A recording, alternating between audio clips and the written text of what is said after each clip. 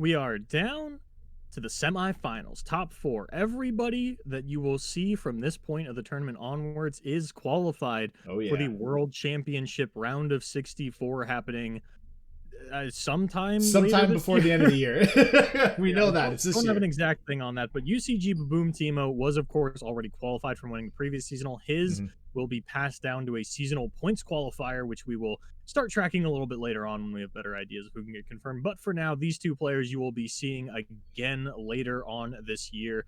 And I gotta say, Frostbite Foundry versus Overwhelm is not the world's qualification match that I thought I would be seeing today. No, not at all. I mean, we talked before about how in NA and EU we are constantly seeing TLC. We're constantly seeing Lee Sin, Nasus Thresh.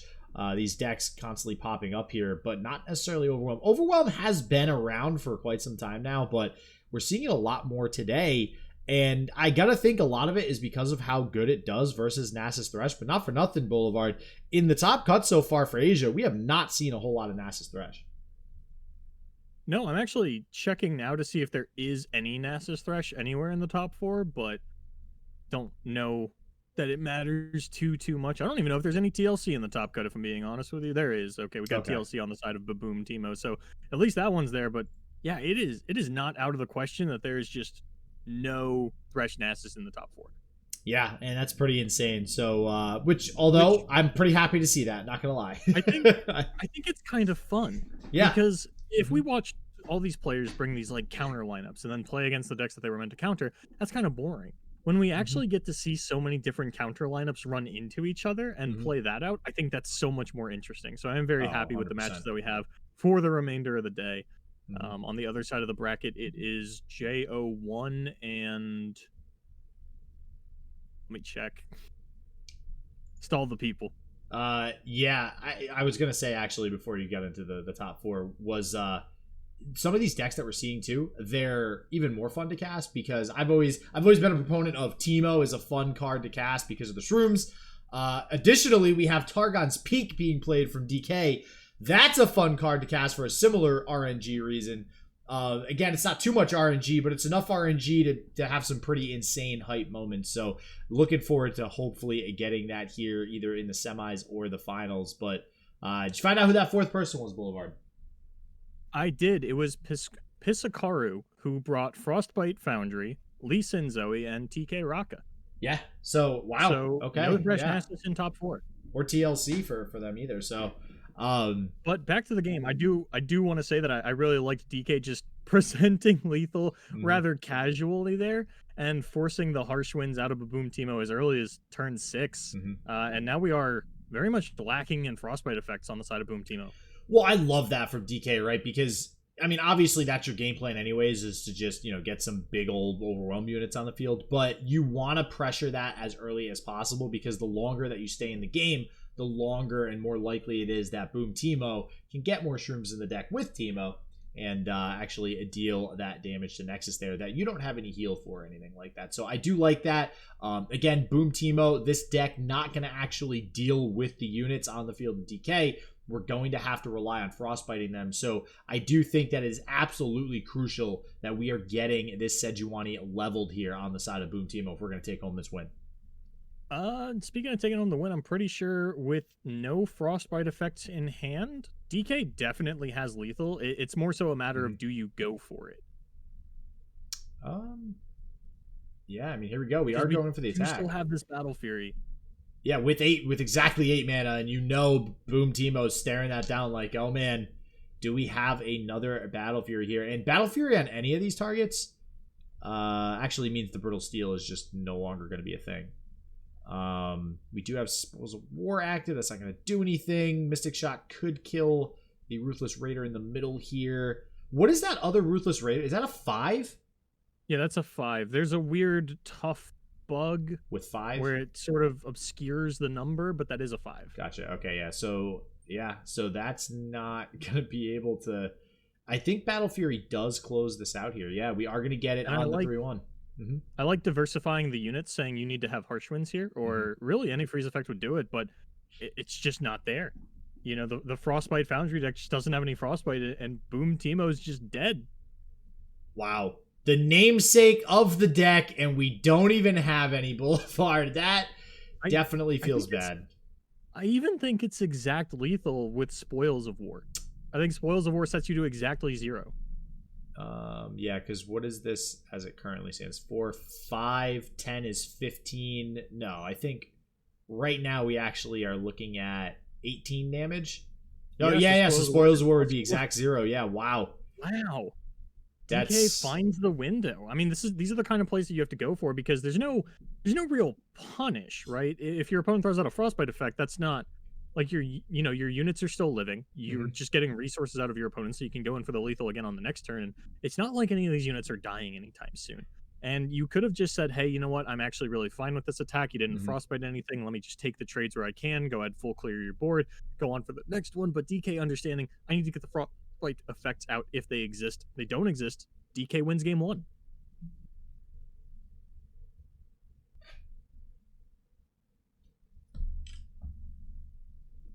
You finally get to see it, Jdoza, the deck that you have been looking forward to the entire day.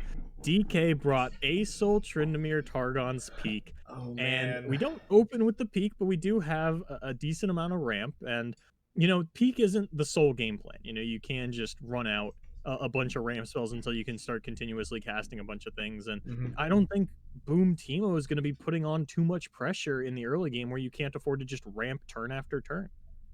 Yeah, I mean, we do see the Veteran Investigator coming out super fast here, so that does lead me to believe that Bboom Teemo is going to want to try to just throw stuff down on the board, try to get these units to hit face here. We got a Chump Wump as well. That might help a little bit, but otherwise, unfortunately for Bboom Teemo, not really the greatest hand in terms of developing, just additional shrooms in the deck. No Teemo, no Puffcat Peddlers, things of that nature.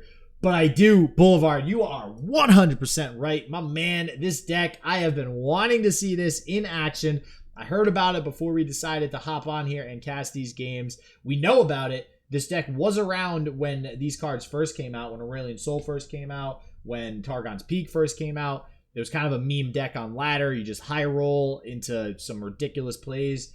But we are seeing it here now, and this is full ramp, baby. We got the 3 Wording Stones. We got the 3 Catalyst of Aeons. 3 Targon's Peak in here. And as far as the big ol' units, It That Stares, 2 of Infinite Mind Splitter, 3 Tryndamere, 3 Aurelion Sol, 2 She Who Wanders.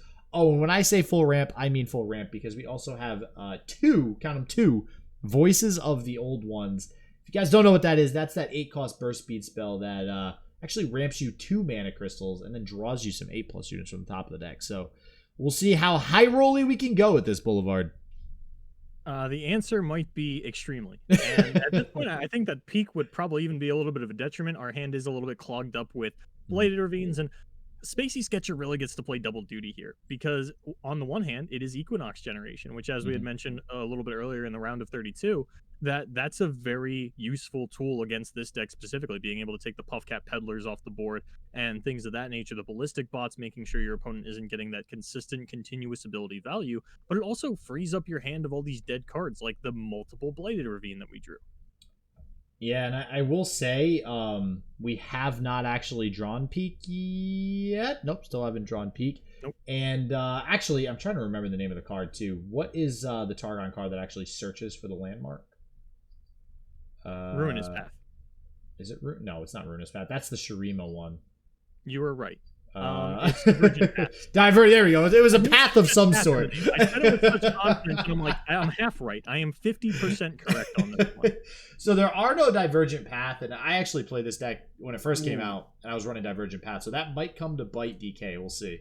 It That Stares is actually really good in a matchup like this as well, because it lets you clear out all of the foundries. And we can already play it, because we're going into what looks to be turn 6 here with 10 mana. So ramp doing what it does best and ramping up here. I don't know, Boulevard. I think you might be right. That might be the play coming up here on the next turn, especially now that we got 2 of them in hand. Actually, not too mad about milling a Voice of the Old Ones either. It's not really as useful right now, so... And real quick, I do want to touch on what happened there on the side of Bboom Teemo, going for the Mystic Shot into the Thermo Beam, even though it wasn't like an Ezreal's generated Mystic Shot. instead of sending that Mystic Shot to the face a little bit later on, saying that, like, I cannot use this as a removal tool. There's not going to be anything that I can Mystic Shot later on in this game. Bboom Teemo is just saying, I really value going for the Ezreal win con, even though I don't have one immediately available. And I think this is going to be a double Ravine turn from DK, which I like a lot. Yeah, actually not going with the Hit That Stairs, instead doing double Ravine, which is, Could also just Ice Shard on the following turn. Yeah, which actually is more efficient in terms of damage.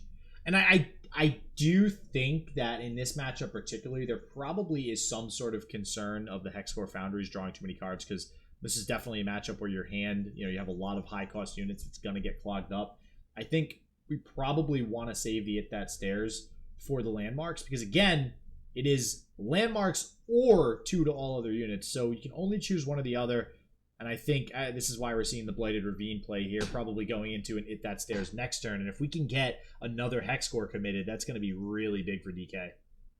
Yeah, and we're even thermo beaming our own unit to just shovel in as many mushrooms as possible with the Puffcap Peddler. And that's that Mystic Shot thermo play earlier, also playing double duty, because the Puffcap Peddler was on board. I am honestly a little surprised to see the double Foundry or the double Ravine rather than the Ice Shard. One, because it takes a little bit of healing out of DK's repertoire, but I think this Teemo is exactly what we were playing around and saying, if you play Teemo after I Ice Shard, that's really bad for me. But if I double Ravine and you can't develop, then I have Crescent Strike for anything that you play when you try to attack me on the following turn.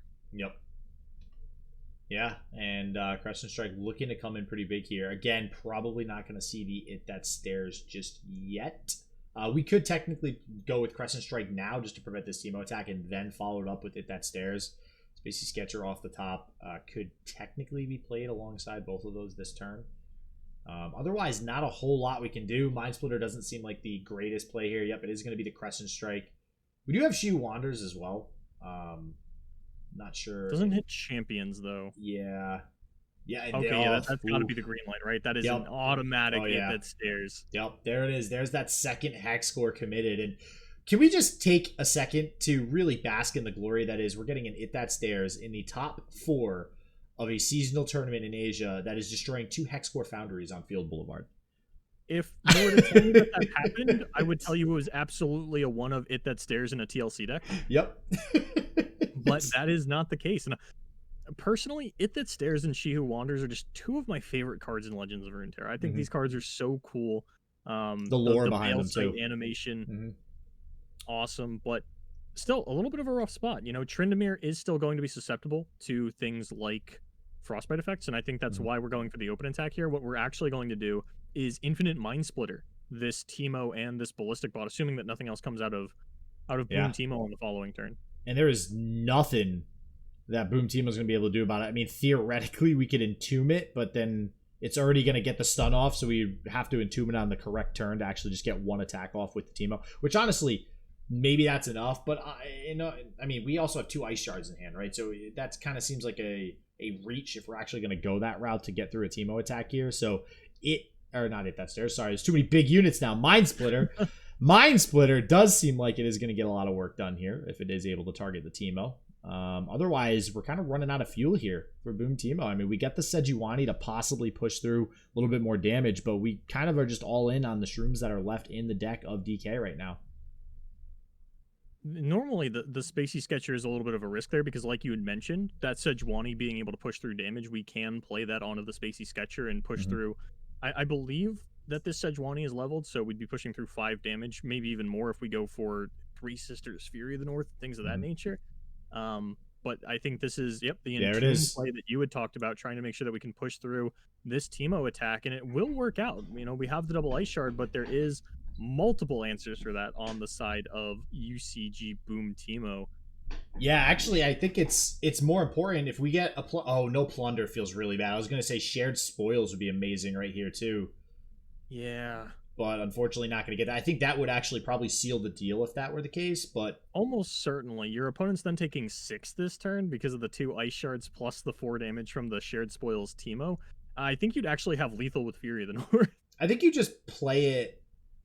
I was going to say, do you just play it anyways? But yeah, we're just not going to go for the removal and not give the opportunity to respond. And okay, That's gonna be two very big units coming out here. So remember earlier when we saw the Frostbite Foundry deck not draw any Frostbite and get completely squashed? I think that was, if I remember correctly, about 7 minutes ago. Yep. In game number 1 of this series. So we do get the Sejuani down this time, though. So there is the possibility that we are going to be able to top deck a Mushroom here and Frostbite the entire board, but luck wasn't on the side of Bboom Teemo this turn. Will it be this time Almost around? certainly, right? It's gotta happen. We just Nexus struck with Teemo. There it is, baby. 4, 5. Oh my god. Whoa. Slow down there, buddy. Rooms off the top. And that's it. Game 3's coming up. All right, game number 3. DK top 4 the previous seasonal. That is where they fell off. UCG Bboom Teemo won the last seasonal, looking to make the run back. Both these players, actually, I think now double qualified for Worlds as they both top 4'd both seasonals. But we get the Targon's Peak in the opener. Is UCG Bboom Teemo going to become the first 2-time champion? This is as close as anybody's gotten so far. And to do it this early on in Legends of Runeterra would be absolutely insane.